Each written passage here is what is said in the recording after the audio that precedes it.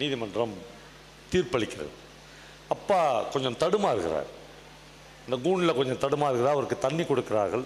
அப்படியே கீழே இறங்கி வராரு. பையன் மன ஆறுதலாக அவர் பிடிச்சி கூட்டின்னு வரான். மறுபடியும் நடந்து போகிறார்கள்.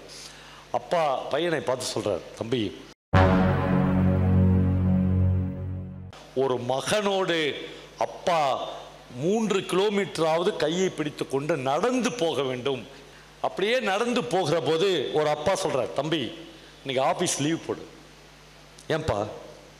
அப்பா கோர்ட்டில் கேஸ். அவனுக்கு என்ன கேஸுன்னு தெரியும் பையனுக்கு.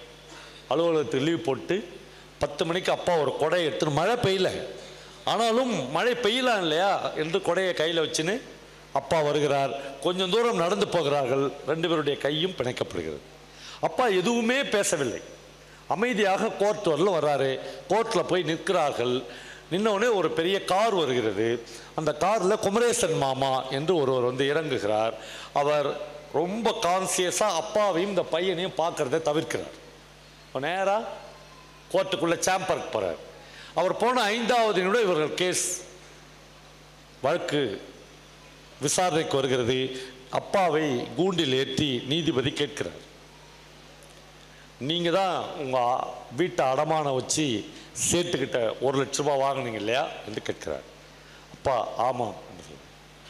அப்புறம் சேட்டுக்கு நீங்கள் இது வரலும் கொஞ்ச நாள் வட்டி கொடுத்துக்கிறீங்க, அதுக்கப்புறம் வட்டியும் கொடுக்கல, அசலும் கொடுக்கல.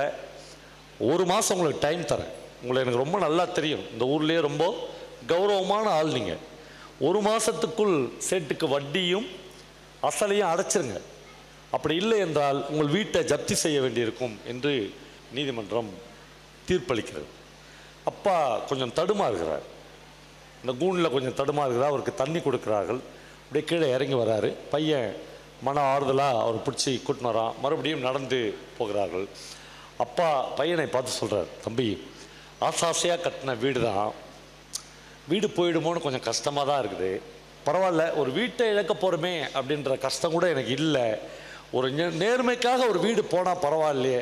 பையன் கேட்குறான், அப்பா நீங்கள் அந்த வீட்டை அடமானம் வச்சு 1 லட்ச ரூபா வாங்கினது உண்மைதான், ஆனால் அதை குமரேச மாமாவுக்கு தான் வாங்கினீங்க அப்படின்னு ஏன் ஜட்ஜுக்கிட்ட சொல்லலன்னு கேட்குறான்.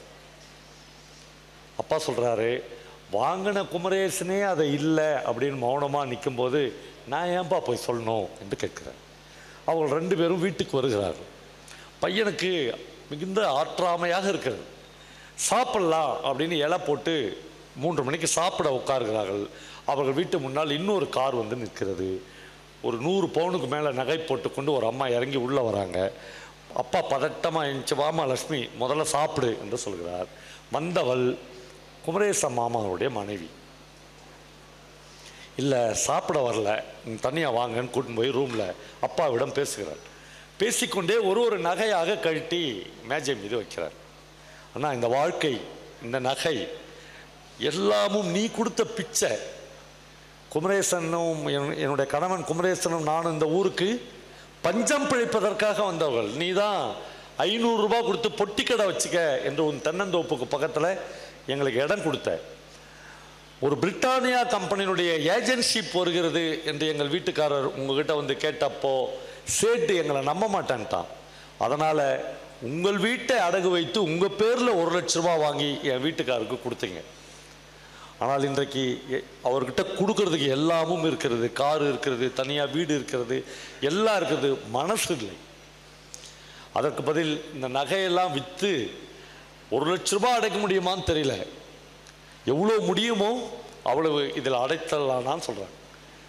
அப்பா சொல்கிறார், குமரேசனை விட நீதாமா என்னை ரொம்ப அவமானப்படுத்துகிற, தயவுசெய்து அந்த நகையெல்லாம் எடுத்து போட்டுக்கோ என்று சொல்கிறார்.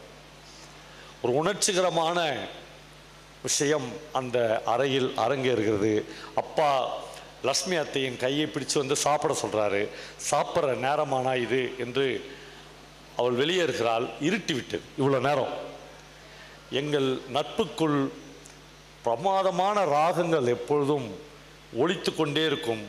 ஏதோ இந்த சமயத்தில் ஒரு சின்ன அபஸ்வரம் நிகழ்ந்து விட்டது என்று சொல்லிவிட்டு நாம் இன்னைக்கு இருட்டில் தான் நின்று கொண்டிருக்கிறோம், ஆனால் காலையில் கண்டிப்பாக விடிஞ்சிடும் லக்ஷ்மி, நீ தைரியமாக போயிட்டு வா என்று அனுப்புகிறார். நண்பர்களே, இந்த கதை என்னை ஒரு இரவு முழுக்க தூங்க விடாத கதை. மனிதர்கள் என்ன விதமான மனிதர்களை நாம் எல்லோரும், இந்த நாடு, இந்த தேசம், சமூகம் எல்லாம் அடைகாத்து வைத்துக் கொண்டிருக்கிறது.